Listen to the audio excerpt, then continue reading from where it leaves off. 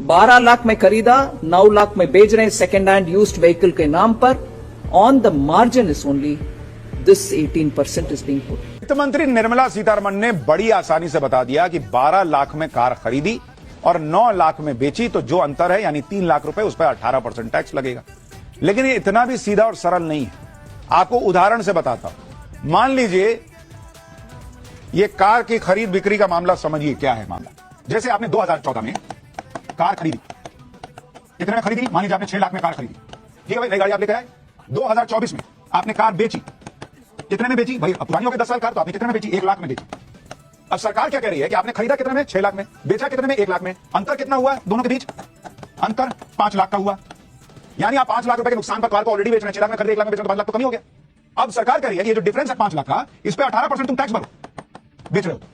Public कह रही है ऐसे ही हम नुकसान में बेच रहे हैं। अब उस पर 18% टैक्स, यानी 5 लाख का आप 18% निकालिएगा, 5 लाख का 18%, तो वो कितना बैठेगा बॉस? 90,000 रुपए। 90,000 रुपए में टैक्स चला जाएगा सरकार को।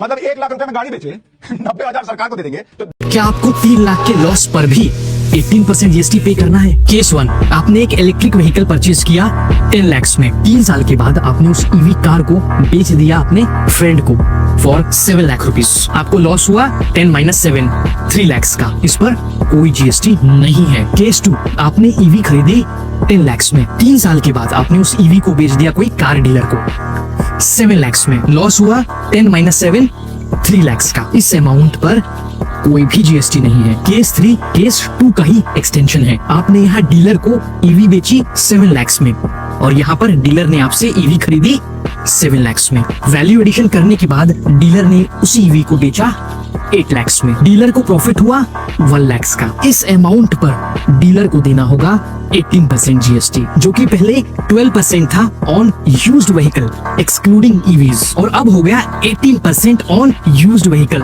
Including EVs. और अगर किसी डीलर का लॉस हो गया तो कुछ भी जीएसटी नहीं लगेगा, as mentioned in this GST council booklet. और ये टैक्स हम और आप जैसे इंडिविजुअल्स पर एप्लीकेबल नहीं है, सिर्फ बिजनेसेस पर एप्लीकेबल है। इस मैसेज को अपने फ्रेंड्स और फैमिली तक जरूर पहुंचाएं।